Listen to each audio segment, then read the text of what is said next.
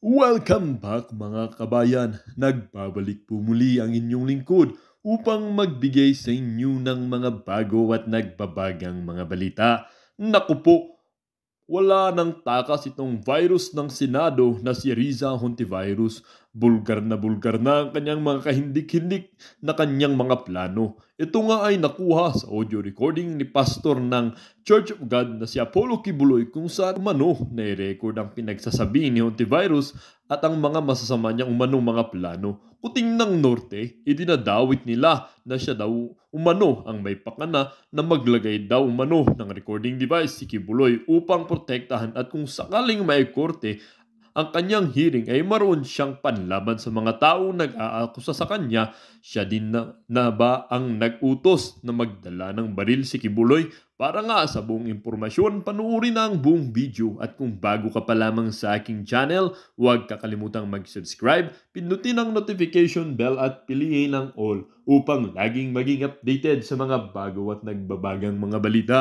At sa mga solid viewers natin dyan, maraming salamat po sa patuloy na pagtangkilik sa ating channel. Ang isyong ito ay naging usap-usapin din sa mundo ng social media. Merong isang netizen na nagsabi, ito ba ang Son of God? Kung sino-sino dinadamay mo, harapin mo ang accusation sa'yo, lalo na yung mga minolestya mo.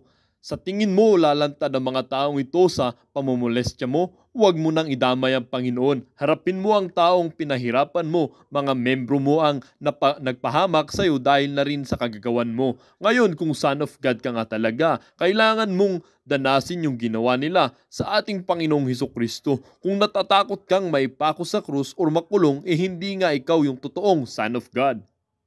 At sabi din naman ng isang netizen, isa lang naman ang malaking katanungan. Bakit at ano ang kooperasyon mo sa mga nangyayari sa iyo ngayon kung alam mong may mali? Bakit ikaw ang nadidiin? Alam mo, pastor, sa una pa lang na alam mo na may mali, bakit ka nakiaayon ngayon? Hindi man namin alam kung ano kinakaharap mo, pero pagkakamaalam ko, kapag isa kang nangganap na anak ng Diyos, meron kang wisdom at knowledge. Alam mo ba ang tama at mali na siya mong itinuturo sa kongregasyon mo? Ikaw lang tanging nakakaalam kung may dapat ka bang pangbabayaran, katanungan lang naman ang aking itinatanong. At sabi din naman ng isang netizen, wow, can afford talaga ng maraming lawyer si Wib at hundreds of supporters. Bright lawyers can really request or ask for postponement of cases as long as the accused can afford appearances of his lawyers. It costs money per appearance. That's why poor people can't afford lawyers. Mga kababayan ko sa buong bansang Pilipinas, buong sanlibutan, magandang araw, magandang umaga, magandang hapon, magandang tanghali, at magandang araw sa inyong lahat. Ang pangungusap ko pong ito ay napakahalaga para sa lahat ng mga kababayan nating Pilipino na makikinig at manonood sa akin, although hindi nakikita ang mukha ko. Ito po si Pastor Apollo Kibuloy, ang appointed Son of God ng Kingdom of Jesus Christ, the name above every name. Sana po press conference ang tatawagin ko ngayon. Pero dahil nanganganib ang buhay ko, ay hindi po muna ninyo makikita ang aking pagmumukha. So, klaro yun ha. Nanganganib ang kanyang buhay. Ibig sabihin, may gustong maggurgur sa kanya. Okay? Klarong-klaro yan. Ang akin lang po munang boses ang inyong maririnig. Mahalaga po ito na sasabihin ko sa inyo. Mga kababayan, mula po noong 2018, ako ay linigalig na at ang aking kongregasyon na walang dahilan ginawan kami ng kaso doon sa bansang Amerika. Sumunod kami sa batas. Kung kami may mga sinabi ng violations na hindi pa napatotohanan, yan po ay nasa kanilang federal court na. Kumuha kami ng 20 lawyer upang pag-usapan ang lahat ng kanilang akusasyon, which is about 43 counts. Lahat po yan ay mayroong 20 lawyers na nakatutok at meron na po kaming depensa. Naghihintay po ang aking mga lawyer sa Amerika at sa Pilipinas nasimula ng trial. Mulang 2018, pinospon. Ginawang 2020, pinospon. Ginawang 2022, pinospon. 2021, ganun din. So, ibig sabihin, maraming beses ito pinospone na hindi ito binalita sa atin. Ngayon lang natin nalaman ito sa revelasyon ni Pastor Apollo Kibuloy. 2023 sana ipopospon, pinospon pa rin. Ngayon, hindi na po papayag ang judge. November 5, 2024, talaga pong itutuloy na. Ngayon, ako naman nandito sapagkat indicted din ako. Sealed indictment pa nga ng 3 taon, hindi ko alam ako indicted ako. So anytime pupunta ako doon, pupusasan na ako, hindi ko alam. Pero salamat naman sa Panginoon Diyos sapagkat hindi na ako pumalik doon at hindi nangyari yon.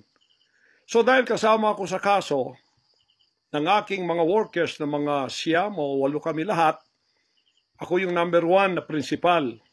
Okay lang, sapagkat ako naman ang leader ng kingdom at ako talagang target nila. Sa anong paraan ginawa kami ng kasong hindi namin alam at mga kumuha sila ng witness, handa na po kaming lahat ng aming depensa, lahat ng aming documents, ng aking mga lawyers, US-based lawyers, handang-handa na po kami. Pinopospone nila palagi, pero ngayon hindi na.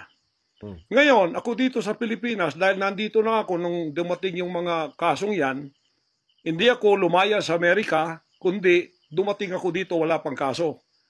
Kinasuhan ako ng naka-sealed indictment, hindi na ako nakabalik doon, pero nandito na ako sa Pilipinas. So hindi po ako tumakas.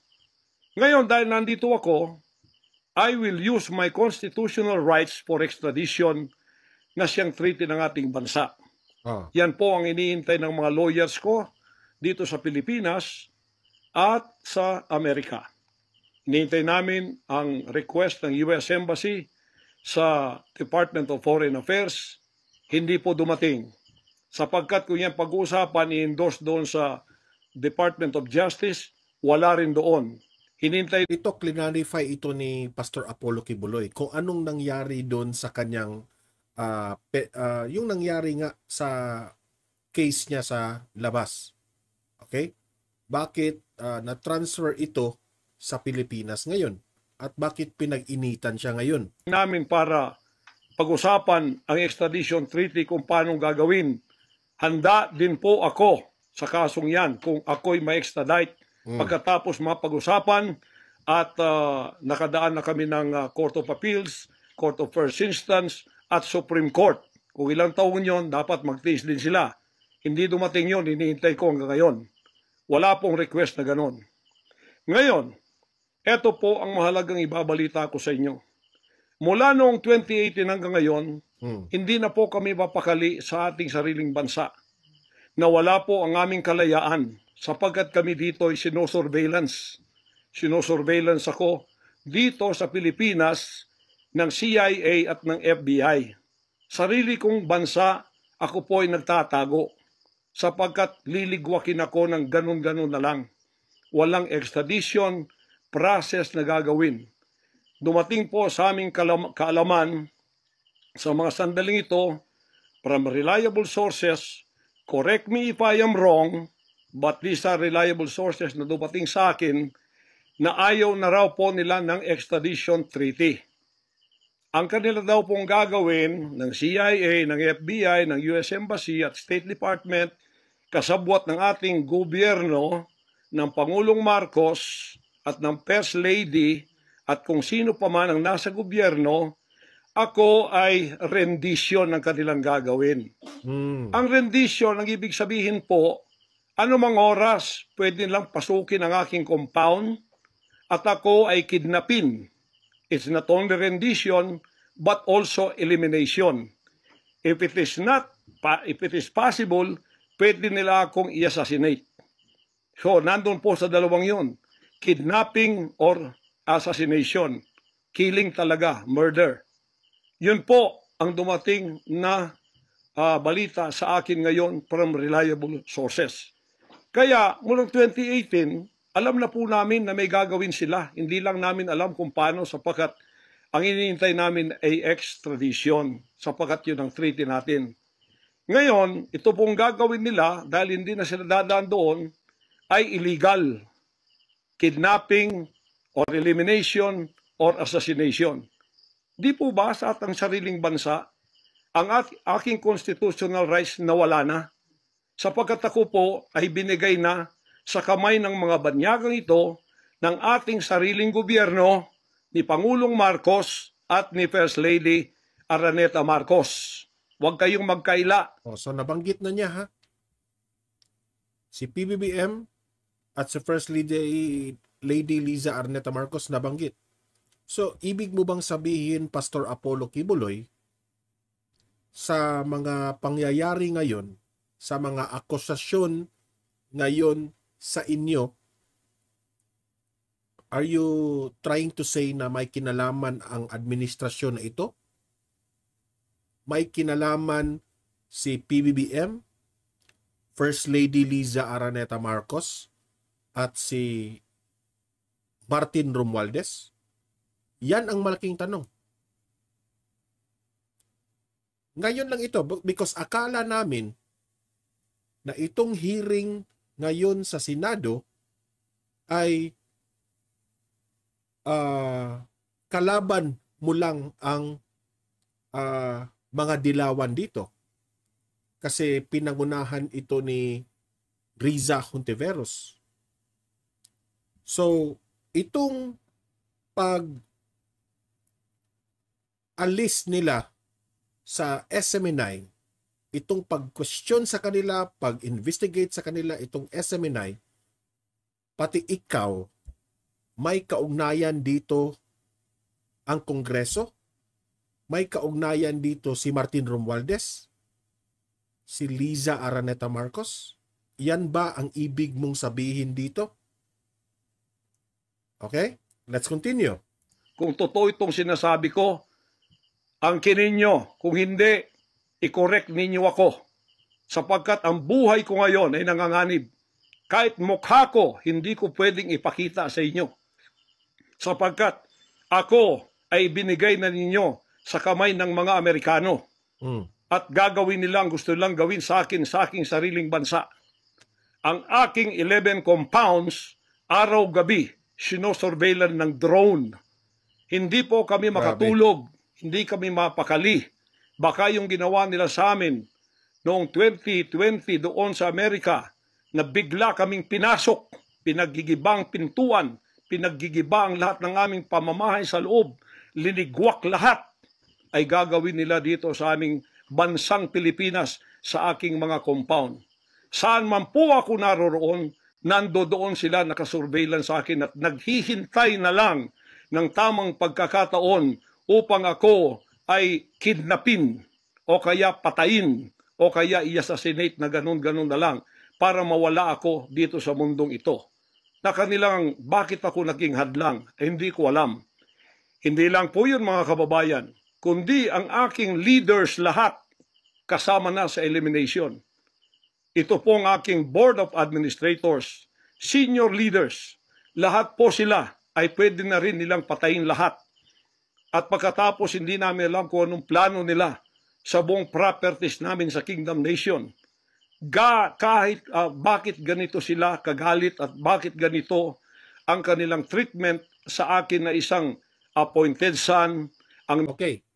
Bakit ganyan ang kanilang treatment sa iyo, Pastor Apollo Kibuloy? Sa tingin ko, pinagtripan ka. Kung totoo man itong sinabi mo, of course, yung programa mo sa SMNI, yun ang sagabal sa administrasyon na ito. Ba? Yung mga programa mo sa SMNI, yung pag-criticize mo sa gobyerno na ito, yung mga kasi di ko nga maintindihan, demokrasya ang bansang Pilipinas. Yung ginagawa ng SMNI, that's part of democracy. Di ba? Ako, I believe it's part of democracy. Di ko nga maintindihan bakit itong administrasyon na ito ni PBBM, no? Yung nangyari kay Ka Eric at ni Badoy na pinatawag sila. Okay? Pati nga si Karen Davila, kung matatandaan ko, yung in-invite nila si Migs Nograles sa interview, kinampihan pa nga ni Karen Davila ang SMNI. Kasi naiintindihan ni Karen Davila kung ano yung freedom of the press. Okay? So, ang ibig sabihin ni Pastor Apollo Kibuloy dito is nasaan na ba yung ating demokrasya? Okay? Ang right natin. Yan ang ibig niyang sabihin dito. Okay? So, medyo matatawag na gustong i-shut down itong kampo ni Pastor Apollo Kibuloy kasama itong SMNI. Hindi akong nagsabi niyan, yan ay ayon sa mga gesture sa statement ngayon ni Pastor Apollo Kibuloy. Okay, continue. Ministry ko po ay evangelizing the whole world with the Word of God. Hindi ko naman kasalanan ako'y maging kaibigan ng politikong tulad ni Pangulong Duterte, Vice President Sara. Taga Davao po kaming lahat. Lumaki kami lahat dito. Alam ko po ang aking mga kaibigan, sila. Lumaki kami, mayor namin yan, prosecutor pa, naging congressman, naging president. Yan po ang aking pakikipag-ugnayan for nation building. Wala akong ibang interest sa bansang ito, kundi ang pagunlad. Ngayon, ako po ay inuusig. Ako po ay ginigipit. At ako po ay sinasaktan sa lahat ng paraan ng mga false accusation, false allegations na ayaw naman nilang pumunta sa korte.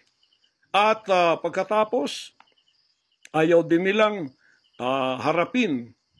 paharap itong mga false accusers na pinaggagawa nila to destroy my reputation para idamay sila Duterte family doon sa kapupuntahan ng mga investigasyong walang kakwenta-kwenta. Hinamon ko na kayo, punta kayo sa korte. Ayaw ninyo. Ikaw, Risa Hontiveros. O nga Risa Hontiveros, para matapos na itong usapin na ito, it would be better, no? Ang taong bayan na ang salita, it would be better na magsampa kayo ng kaso sa korte. Okay? Because the Senado is not the best place for this. Kung gusto nating masolve itong mga aligasyon nyo sa mga Duterte at pati itong si Pastor Apollo Kibuloy, because this is a very serious offense. Ikaw, kayong tatlo dyan na nasa kongresong puro leftist, inahamon ko kayo, sabi ko pumunta kayo sa korte sapagkat ang SMNI walang kasalanan, ginurgur ninyo sapagkat idinadawit ninyo kami sa politika. Nalis ninyo ang aming malayang pagpapahayag, ang aming press freedom, pati ang liberty ko na, ang aking freedom, ang aking constitutional rights. Wala na po. Palagi kaming nagtatago. Palagi kaming lumilingon sa likod namin sapagkat hinahabol kami. Nakapalibot sa amin ng mga CIA, alam namin yon. FBI nandyan din.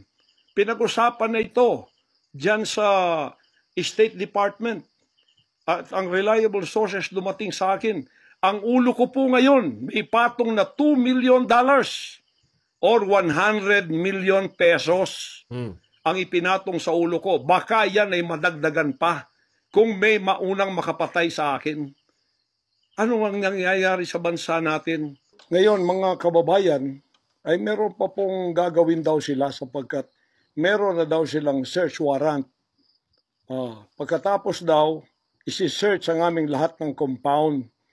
At hindi daw kami papayagan na merong witness na sasama. At ang balita namin, kung ito'y totoo, sa reliable source ay nagsasabi na paplantingan daw kami ng bomba guns, and drugs sa aming mga compound. Yan po ay aming babantayan. Sinabi ko na po muna sa inyo dito sa live na to para kung mangyari man ang mangyayari, sapagkat wala po kaming ganon, ay sila pong may kagagawan nun. Ganito ka-evil ang kanila pong mga pag-iisip sa ngayon, masyadong desperado. Aywan ko kung bakit. Kung kayo nasa katotohanan, nasa kapangyarihan, bakit kayo natatakot? At huwag ninyong pasamahin ang aming mga abogado para sumama sa inyo sa pagsisearch. Kaduda-duda na yon. Hindi po pwede yon. Maano tayo? Bansang Hapon ng panahon ng giyera? Ano to? Panahon ni Hitler? Na wala kaming pwedeng lawyer na sumama sa inyo? Kayo-kayo lang? Pagkatapos, pwede nyo kaming barilin pagka kami nakikipag-usap na kailangan may witness para kamerahan namin ang ginagawa ninyo na wala kayong lusot kung meron kayong gagawin na kabulastugan. At pagkatapos, ipapatong ninyo sa amin. Pagka ito'y totoo, we will resist you. Hindi kami violent, pero hindi kami papayag na wala kaming mga witness na sasama sa inyo. Lawyer at saka barangay captain ang hinihingi namin na magiging witness sa lahat ng search na gagawin ninyo sa lahat ng aming pamamahay, kwarto o kung ano. At may lawyer kaming titingin muna sa inyong dokumento kung ano ang isi-search nyo, kung anong bahay, kung anong compound, kung ano lang ang dapat nyong gawin at ilang oras. Hindi to open-ended eh. Kailangan meron, sisisi namin ng judge na gumawa ng search warrant na ito pagka hindi ninyo nirespect ang aming constitutional rights. Huwag ninyong tapakan ang aming rights. Hindi din namin tatapakan ng rights ninyo bilang kayo ay nasa batas. Igagalang namin yon. Pero igalang din ninyo kami kasi meron kaming mga narinig na ginawan ninyo ng mga ebidensyang peke. Tinamnan ninyo pagkatapos ipapatong ang kaso sa amin. Religious community po ito. This is a spiritual community. Once tumapak kayo dyan, sapagkat kayong nagdadala ng batas, respetuhin ninyo, you are on holy ground. Yan po ay mahal na mahal naming banal na dako. Huwag ninyong lapastanganin. Pero hindi namin kayo pipigilan kapag may search warrant kayo. Pero hindi kami papayag na hindi kami makakasama ng kasama namin, hindi makikialam sa inyo, titingin lang sa lahat ng gagawin ninyo. Kasi hindi na kami kumpiyansa sa gobyernong ito. Gagawa sila ng paraan para kami ay bigyan ng kasalanan. Yan po, babantayan natin yan. Pag hindi sila pumayag, then siguradong magpa-planting sila ng evidence. Pag pumayag sila, then fair ang laban. Hindi namin sila pakikialaman. Titingin lang ang aming mga witness na mga lawyer at saka barangay captain. At kung sino man ang mga witness na nandoon mula sa aming side. Kasi nandoon sila. Hindi na pwedeng gawin wantonly ang kanilang gagawin doon sa aming mga compound na wala kaming witness. Because they can do anything to implicate us, to plant false evidences and charges against us. So, ibig sabihin ni Pastor Apollo Kibuloy, napapansin niya na merong grupo na connected siguro sa administrasyon na ito na gustong arestuhin itong si Pastor Apollo Kibuloy. At kung parang sigurong magiging may kasalanan itong si pastor, ay lagyan nila ng false evidence. Okay? Kasi una nang nalaman natin sa Senado, sa hearing, na nanggaling dyan sa Glory Mountain yung dinalang jaril ng VP Sara at si former President Duterte. Diba? Baka may dyan sa Glory Mountain, baka may aaresto kay Pastor Apollo Kibuloy dyan at paplantahan ng mga false evidence. Yan ang ibig sabihin ni Pastor Apollo Kibuloy. Okay? Yan ang ikinatakot niya. Oh, para sa akin, Pastor Apollo Kibuloy, huwag kang matakot. Siguro naman, yung Glory Mountain mo ay merong mga CCTV dyan. Di ba? Oh, marireveal at marireveal yan. Ganon ang aming mga paningin dito. Kaya huwag ninyo kaming pigilan para pantay ang laban natin. Kasi nakikita namin na ang pamamahalang ito ay hindi na po matuwid. Biro ninyo, ginikipit kaming ganito, wala namang kaming ginagawa sa bansang ito. Sinabi ko na muli, hindi kami nagdidil ng drugs, hindi kami violenting tao, hindi kami terorista, mangangaral kami ng mga salita ng Diyos. In fact, dito sa aming compound sa Tamayong, kami ang nakapagbigay ng peace sa mga kababayan nating sinisila ng CPP and PNDF, tinatakot at pinapatay. Ngayon, wala na sila, may peace na kami. Ito namang... Ang ikinatakot ko dito, baka ang susunod dito ay si President Duterte. Di ba? Oh. Kasi unti-unti nang yung script nila patungo na kay VP Sara at ni PBBM. Kay VP Sara at kay Duterte. I'm sorry. Di ba? Oh, saan ngayon si Duterte? Nasaan na si Duterte? Ah. Alam mo, kung tatanungin niyo ako kung naniniwala ba ako kay Pastor Apollo Kibuloy sa kanyang mga statement ngayon, sa ngayon, hintay-hintay lang tayo. Ako ay hindi ko muna ito i-judge itong lahat ng mga sinasabi ni Pastor Apollo Kibuloy. No? Gusto ko muna makakalap ng more information about this bago ako mag-judge dito. Okay? Hindi ako muna maniniwala na ang administrasyon ang may kagagawan dito. Okay? That's ayon kay Pastor Apollo Kibuloy na dinodrawing na siya. Okay? Pero let's wait and see. Sa ngayon, ayokong manghusga kaagad. Okay? Okay, let's continue. Ang gobyerno natin, ito ang ginagawa nila sa amin. Biro ninyo mga compound na religious ng Kingdom of Jesus Christ, ginaganito nila. Pero yung pagnanakaw nila sa gobyerno, wala silang sabi. Tiklop bibig. Hindi sinisearch ang mga bahay na pinagbibili nila. Nagamit ang pera ng gobyerno. Anong klase kayo? Sige, gawin ninyo ang gusto ninyong gawin sa amin. Pero kami tatayo sa aming constitutional rights. Whatever happens. Tatayo ako sa kalayaan ko sa bansang ito na pinakamatyan ng aking mga national heroes. Yan mga kababayan, bantayan po natin. Hindi po ako magpaparesto sapagkat ako po ay siguradong papatayin. Kasi rendition na ang kanila, hindi na po extradition. Kaya wala na akong kalayaan at wala na po akong depensa sa sarili ko, kundi ang Panginoong Diyos lamang. Kung paano itinago ng Diyos si Elijah sa evil woman na si Jezebel, nang nagpakain sa kanya ay mga ibon na lang. Ganon din ang gagawin ng Diyos sa akin. Hindi ako ibibigay sa kamay ng masasama pag ganito ang pamamahala. It's an evil, unrighteous administration. I am telling you that. So, klarong-klaro yan, ha? Ang tinutukoy dito ni Pastor Apollo Kibuloy ay itong administrasyon ngayon. Okay?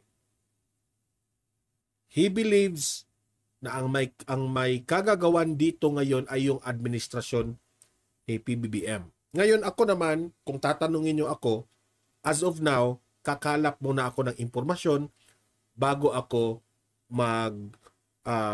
maniniwala sa lahat ng mga sinasabi ni Pastor Apollo Kibuloy. Okay? Kasi sa ngayon, lahat ng mga sinasabi ni Pastor Apollo Kibuloy, lahat ito ay galing sa kanya. Okay? As of now, makikinig tayo at a-analyze lang tayo. Hindi mo na ako manghuhusga sa administrasyong Marcos. As of now, ha?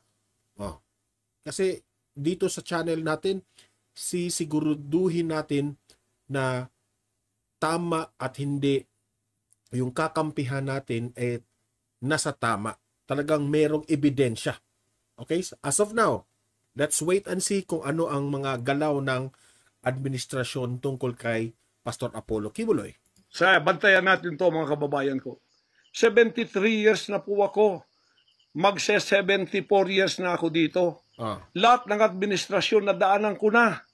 Lahat ng mga naging pangulo, mula kay Diosdado Macapagal, mula po sa malit pa ako kay Magsaysay, kay Carlos P. Garcia, kay Diosdado Macapagal, kay Marcos Sr., kay Cory Aquino, pagkatapos kay Ramos, pagkatapos kay Gloria Macapagal, pagkatapos kay Erap, pagkatapos kay Ramos, pagkatapos si Aquino, Noynoy, pagkatapos ang ating Pangulong Duterte.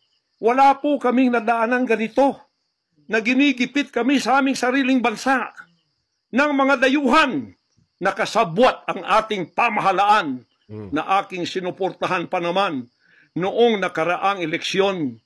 Tandaan mo, President Bongbong Marcos, First Lady Lisa Marcos, pati ikaw, Martin Romualdez, hindi kayo dyan ngayon kung hindi kayo tinulungan ng SMNI at ng buong sangkatauhang Pilipinas. Di ba kung matatandaan natin, itong si Presidente Bongbong Marcos during the campaign, sa SMNI lang nagtitiwala. Lahat in-invite sa GMA, sa News 5, sa CNN, walang ibang media network na pinuntahan yung debate si PBBM. Kundi ang pinaniwalaan niya ang SMNI dahil ang SMNI lang ang tumulong kay PBBM. Ngayon, itong si Pastor Apollo Kibuloy ay parang ni-recall niya na Mr. President, tinulungan ka namin during the campaign. Pero ano ang ginawa niyo sa amin? Ginigipit niyo kami ngayon. Yan ang ibig sabihin ni Pastor Apollo Kibuloy, okay? So, klinaro ko lang kung anong sinabi ni Pastor. Pino, naniwala sila sa amin sapagkat ang SMNI lamang ang may credibility noong panahong yun hanggang ngayon. Ngayon, anong ginawa ninyo? Pinaggagawan ninyo kami ng kasalayag? Pagkatapos, inaapi ninyo kami ng ganito-ganito lang?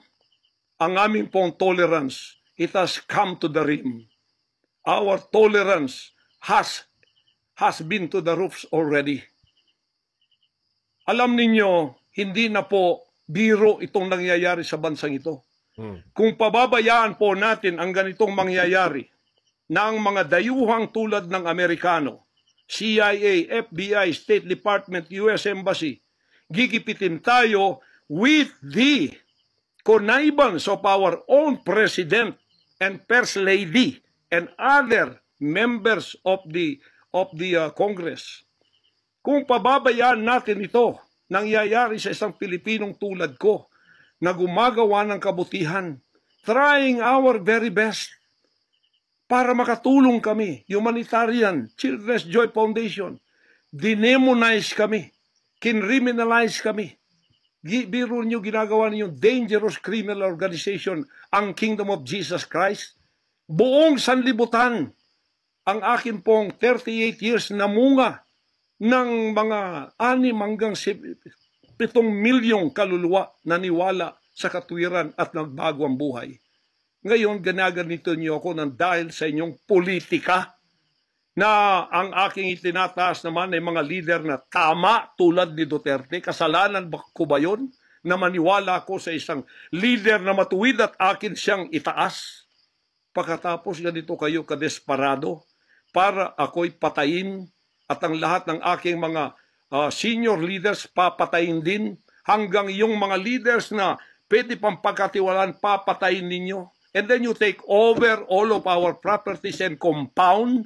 Pagkatapos lilinlangin ninyo ang mga tao. Pagkatapos magtatayo kayo ng sariling korporasyon, i-incorporate ninyo doon ang lahat ng properties na pinaghirapan, blood, sweat, and tears ng aking mga members all over the world. Tapos biglang-bigla ililipat niyo doon sa inyong bagong korporasyon at pagkatapos itataas ninyo ang kamay ng isang tao tulad ni Bandari at sasabihin niyo, ito ang leader ninyo ngayon. Ano ang Kingdom of Jesus Christ? Political government? Hindi po ganon. Mangyari ng mangyayari. Hindi po papayagan ng Panginoon Diyos ang mga bagay na itong nangyayari sa ating bansa sa mga sandaling ito. Kung ako, mabuting tao, kung ako nangangaral ng katuwiran, kung ako tumutulong ng kusang loob at hindi nagpapautang loob kanino man, ginaganito ako. Sino pa kaya kayo, mga kababayan ko?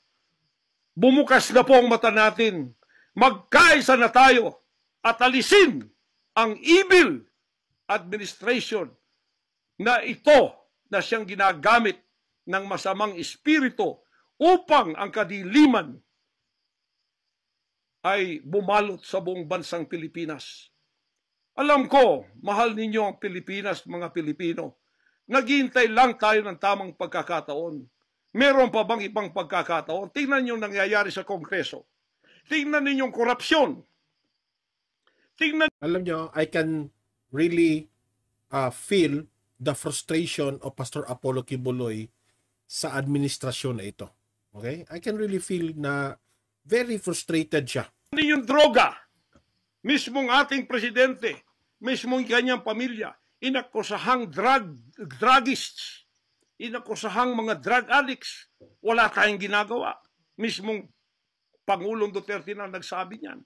Mismong naririnig natin araw-araw, durugista siya. Pagkatapos, kami pa ngayon ang inaapi-api sa aming paglilingkod. Pagkatapos sila ay mga kriminal na nakaupo dahil may kapangyarihan. Kami ngayon ang liligwakin nila. Hindi ba yan karumal-dumal sa harap ng ating Panginoon Diyos? Hindi ba yan ay isang pamamahalang hindi tama?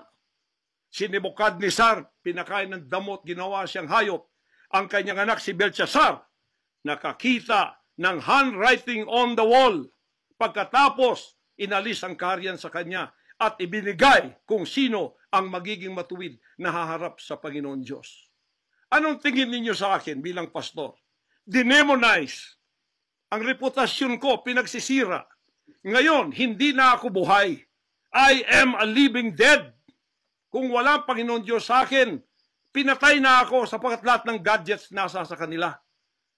Lahat ng gadgets ng Amerikanong yan nasa sa kanila. CIA, FBI, at sino pa ang kanilang mga galamay dito na pinagbibili na nila.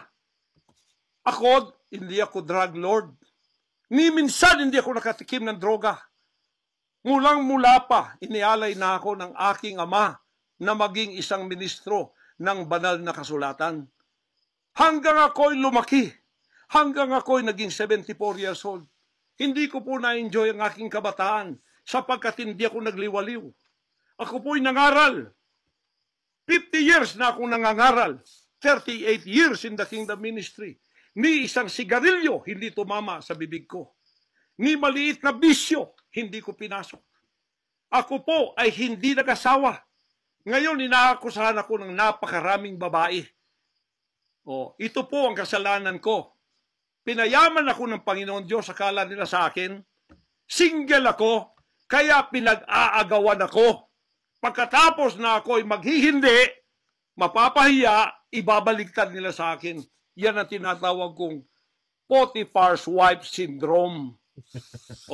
Hindi po ko nagsasalita ng ganito kasi mapahiya. So, ibig sabihin niya, dahil hindi siya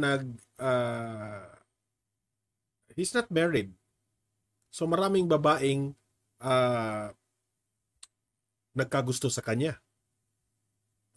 Sa madaling salita, frustrated itong mga babae na ito. Nababasted kay Kibuloy. Yan ba ibig sabihin mo, Mr. Pastor? Ang mga babaeng yan, nag-aagawan sila. Mahirap man sabihin. Pinag-aagawan nila ako. Dahil nananawagan sa mga magulang, mayaman na tayo pag nangyari ito.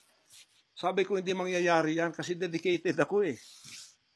Napahiya, ngayon binayaran, at ngayon binabaligtad ang lahat ng istorya. Mahirap pong sabihin ko ito kasi masisira ka lang pagkababae. Napilitan lamang ako sapagkat ang buhay ko po'y nanganganib. Anytime pwede na akong kidnapin kung nakita ang aking lair, ang aking hideout. Anytime pwede na akong ligwakin. Ang aking mga BOA leaders, hindi na po natutulog sa compound. Kung saan-saan na lang po mga membro kami natutulog. Doon sa mga payak na mga bahay, doon sa mga bahay na hindi kilala. Sapagkat lahat po kami nakalista na. Napapatayin, gugurgurin. Wala po silang takot kasi nasa kanila daw ang kapangyarihan. Mahal kong kababayan, nagtatago ako sa kakisariling bansa. Sariling mga compound namin na pinaghirapan. Hanggang sa kami na ako saan nagpapalimos. Pero yung amin pong sinusulisit, tingnan ninyo ang humanitarian na ginagawa namin. Ni 5 wala kaming ninanakaw. Yung mga volunteers ko, walang sweldo. Araw at gabi. Sapagat nakikita namin ang mga Parang naiyak na si Pastor. Oh? Pansinin nyo, makinig kayong mabuti. Parang naiyak siya while doing his statement. kabatang Pilipino, pinabayaan ng mga politikong yan. Kami po nagsasacrifice para mapakain sila, mapaaral na wala pong bayad. Pagkatapos, ang kababayan nating nalipusta, kalamidad, walang tumutulong. Kung may tumutulong man, politika at may kabayaran. Nagtitiis po kami sa mga pag-alipusta. Sa paninira, inaangkin namin yung kasi malaki ang ganti namin sa langit. Ngunit pagka nakasalalay na ang ating mga kalayaan, lalo na sa kamay ng mga banyagang ito, na wala naman tayong ginawang masama sa kanila, tumutulong pa ako sa Amerikang yan. Nagdodonate ako doon sa malalayong lugar tulad ng Apalachian, na hindi nakapag-aral ang mga bata. Bumili kami ng napakalaking library para sila'y makapag-aral. Mga Amerikano po yan. Kinikilala ba nila yon? Kung nagseselo sila sapagkat ako'y umusbong sa bansang Amerika, problema na po nila yon. Kung ako binigyan ng ama ng isang sasakyang panghimpapawid para hindi ako ma-delay sa aking worldwide na gawain, kasalanan ko ba yon? Kung ako binigyan ng pampalipad na helicopter dito para mapuntahan ko lahat ng aking satellite sa buong Mindanao, Pilipinas, kasalanan ko ba yon? Kasalanan ko ba na ako'y magkaroon paralan para makapag-aral ang mga bata na walang bayad? Kasalanan ko bang mayroong SMNI para hindi mabayaran? At pagkatapos itong salot na CPP-NPA na marami pinatay ng mga members ko, ministro, at iba pang mga inosenteng Pilipino for 54 years ay magsasalita ng katotohanan na hindi natatakot. Ngayon kami ang tinatakot ninyo, nililigwak ninyo. Anong klase kayo? Kung hindi kayo tatayo ngayon, mga kababayan ko, sapagkat ako'y living dead na, wala nang kwenta itong buhay ko, iaalay ko ito sa bansang Pilipinas. Ako ang mamumuno upang tayo'y magkaroon ng kalayaang muli. Unang-una sa akin, sa aking kababayan, sa Kingdom Nation, sa aking mga leaders na papatayin din, at sa lahat ng Pilipino nagmamahal ng kalayaan. Tatayo ako at ako ang mamumuno sa bansa ito para sa katwiran at takot sa Diyos, para ibalik ang ating kalayaan at ang ating kaligtasan mula sa kamay ng mga banyaga na pinakamatyan ni Rizal, nila Bonifacio. Gayon ang panahon ng pagtayo. Ayaw ko pong gawin ito. Hindi ako politiko. Ang misyon ko ay isang pastor, isang alagad ng Diyos. Appointed son, magligtas ng kaluluwa. Ngunit hindi nyo kinilala yon. At ngayon sinisikil ninyo ang aming kalayaan na ma-enjoy namin ang labor namin for 38 years. Blood, sweat, and tears. Ang gabi ginagawa naming araw. Hindi kami nagmolestiya ng ibang tao. Lumago ang bansang Karian. Ngayon, you are envying and jealousy. Gusto niyo kaming i-put down. Mapipilitan akong pupunta at mamumuno sa bansang ito para sa katuwiran, sasabihin ko sa inyo, pag ito'y kalooban ng Diyos, gagawin ko. Ngayon din, sapagkat ang buhay ko ay wala ng kwenta, papatayin din naman nila ako. Ngayon, tatayo na ako para sa kalayan nating lahat. Ito si Raymark Pancho. Good eve, Sir Donmar. Nakakaawa si Pastor Kibuloy. Galing din ako nanood sa isang vlog ni Pastor na nagtatago. Ayan. Mahal kong mga kababayan, ito po ang mahalagang mensahe ko sa inyo sa mga sandaling ito. Hindi ko po uurungan ang sinumang gumagapi sa bansa ko at sa aking kalayaan na ako mismo nagtatago sa aking sariling bansa within 74 years. Hindi po nangyari ito ngayon lang. Pangulong Bongbong Marcos, akala ko matuwid ka na tao. Ikaw, First Lady, akala ko matuwid kang tao.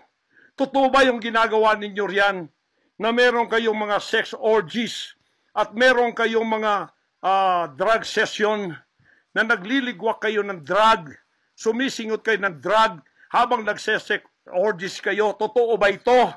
Totoo bang kayo ay may mga session ng nagarkila kayo ng mga voodoo expert from Africa?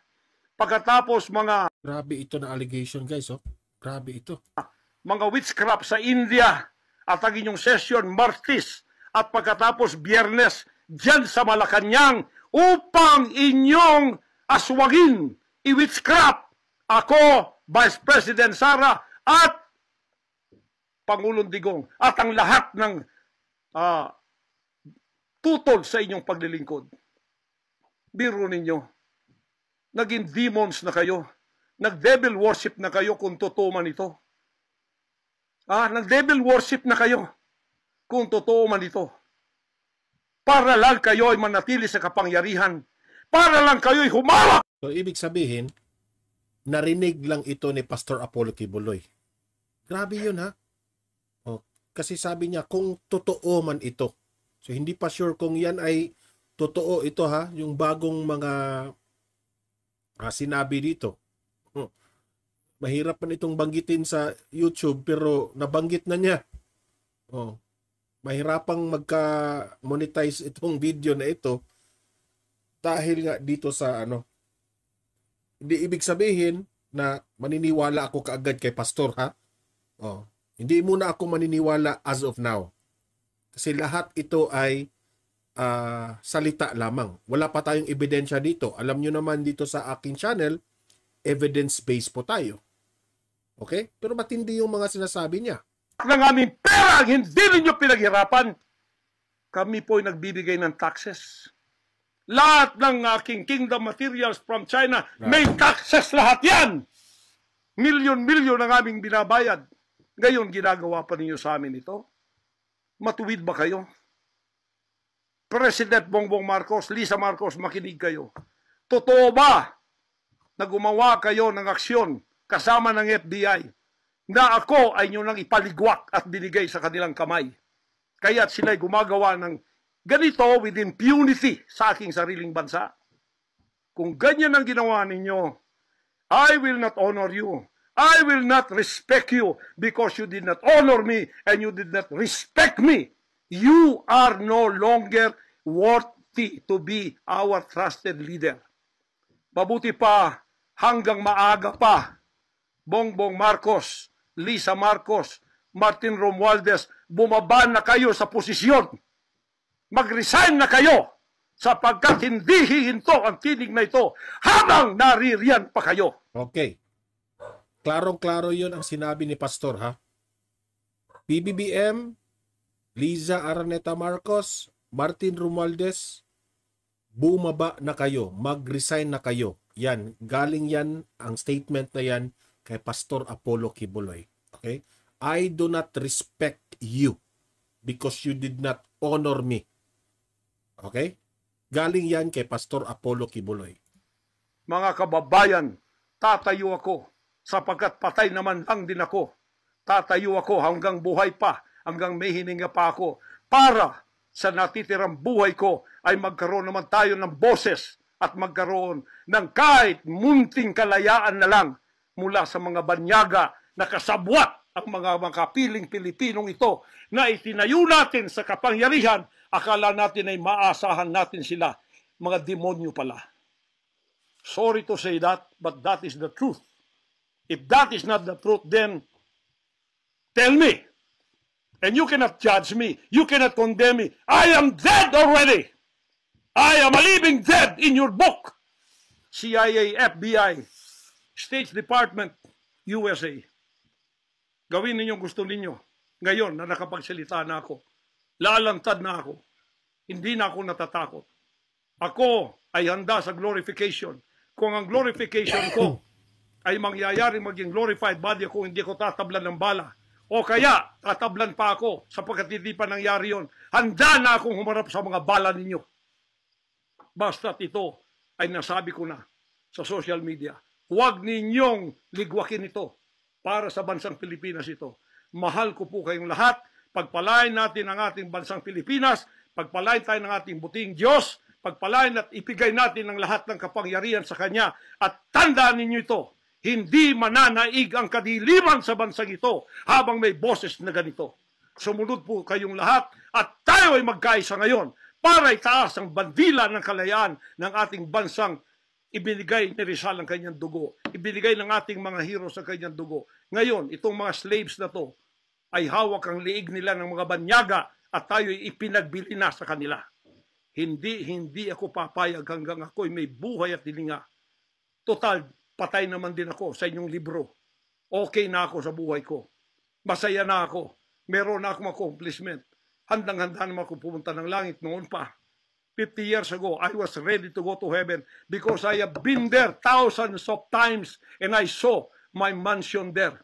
Nandito lang ako para sa aking bansang Pilipinas, para sa kaligtasan ng mga kaluluwa sa buong sanlibutan. Yun lang ang dahilan kung bakit ako narito. Pero natatakot mamatay? Hindi po. Sapagkat ako'y nasa Kanya at siya'y nasa akin.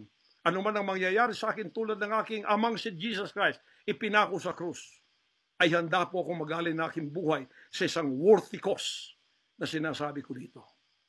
Magandang gabi po, magandang araw sa inyong lahat. Hanggang dito lang, pagpalain tayo ng ating dakilang Ama. Sa Kanya lahat ang kapurihan at ang kapasalamatan at ang kaharian magpakailanman ay mananaig dito sa ating bansa at sa buong sanlibutan. To God, our Jesus Christ, be the glory forever. Amen. Mga Okay, so ayan. Narinig natin yung official statement, no, ni Pastor Apollo Kibuloy. So matindi yun. Grabe. Pero ako, hindi pa ako hindi ko pangunahan si Pastor Apollo Kibuloy. Hindi ko pangunahan ang administrasyon ito. Ito mga akusasyon ni Kibuloy. Okay? To be fair, ha?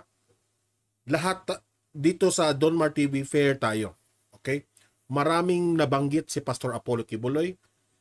Ang pulot dulo lang sa kanyang statement yung panggigipit sa kanya, ang pinagbibintangan ni Pastor Apollo Kibuloy ay yung administrasyon ni Presidente Bongbong Marcos. Okay? May nabanggit pa siya na may ginagawa dyan sa loob ng Malacanang. Grabe yun, ha? Grabe yun. Yung kanyang... Pero hindi pa tayo maniniwala dyan unless meron tayong ebidensya. Okay? As of now,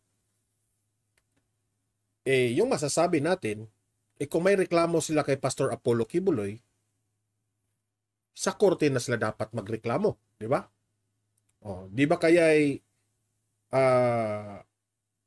ang may kinalaman dito ay yung mga testigo sa yung mga nagagalit kay Pastor Apollo Kibuloy. At si Kibuloy lamang ay kanyang pinagbibintangan ay yung administrasyon ni PBBM. Pwede yun na ganun ang sitwasyon.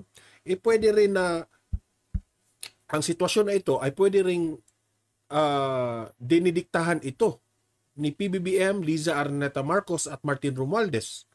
Itong panggigipit ni Kibuloy. Pwede rin yun, no? Yan ang hindi muna natin masasabi. As of now, ha? I'm not like... Sa napanood niyong video, mga kabayan, ano naman po ang inyong mga opinion? Ang ating comment section ay bukas para sa inyong mga komento at reaksyon. Huwag kakalimutan Do not let your thoughts left unspoken. As citizen of this country, your opinions matter. Huwag pong mahihiyang magbigay ng inyong mga saloobin, mga kabayan. At syempre, huwag nyo din pong kakalimutan i-share ang video ito upang inyong mga kaibigan at kapamilya ay maging aware din sa kung anong nangyayari sa ating bansa. Huwag din kakalimutang mag-iwan ng like. Hanggang sa muli!